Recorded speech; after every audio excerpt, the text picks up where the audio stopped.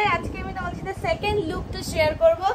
তো চলো বেশি বকবক না করে ভিডিওটা শুরু করা যাক। এখন অনেক রাত্রিরও হয়ে গেছে, তো ভিডিওটা শুরু করি। আর তোমরা আমার চ্যানেলে নতুন হলে প্লিজ আমার চ্যানেলটা লাইক শেয়ার এন্ড সাবস্ক্রাইব করে দিও। আর যদি আমাকে ইনস্টাগ্রামে ফলো করতে চাও আমি আমার ইনস্টাগ্রাম হ্যান্ডেলটা নিচে মেনশন করে দেবো, গিয়ে ঝটপট কিন্তু আমাকে ফলো করে নাও। চলো বেশি বকবক না করে আমি চেঞ্জ করে আসি আর ভিডিওটা স্টার্ট করি।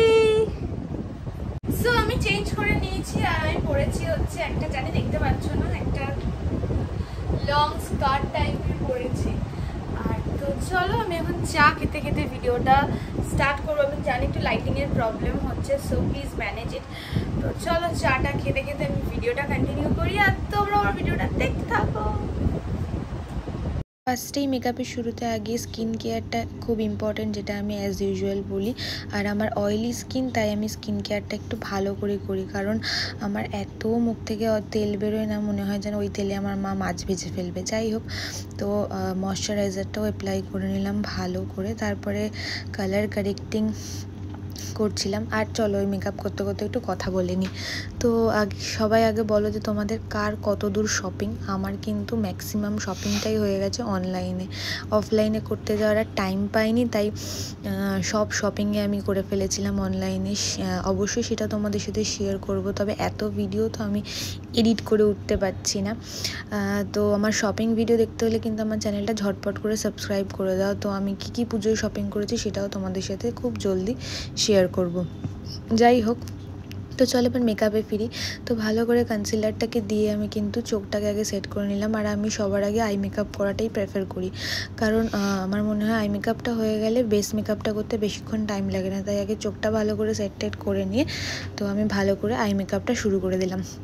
আর আইব্রোসটা তো ফিল করতেই হবে। আজকে ভেবেছিলাম যে একটা নিউড আই মেকআপ করবো, কিন্তু নিউড করতে করতে আমি আবার সেই একটা পার্পলিশ আই মেকআপেই চলে গেছি, তোমরা সেটা দেখতেই পাবে।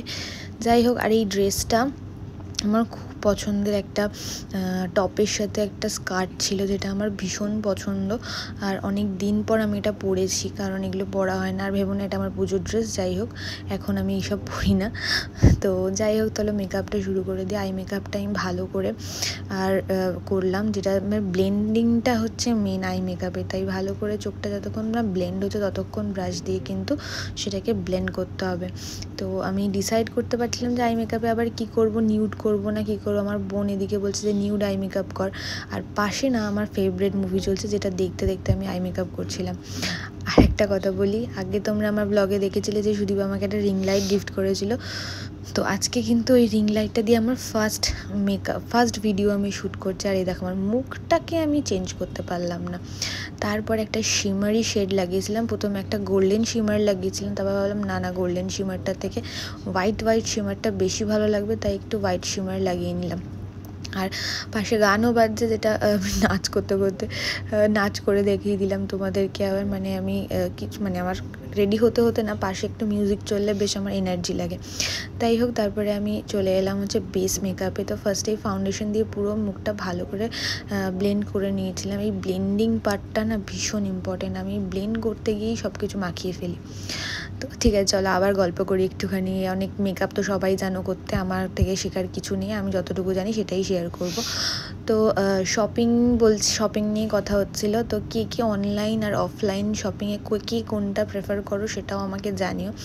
আমি আফটার লকডাউন অনলাইন শপিংটা বেশি প্রেফার করি, তবে আগে যখন আমি কলেজে পড়তাম বা স্কুলে, তখন আমরা বন্ধুদের একটা দল ছিল গ্রুপে।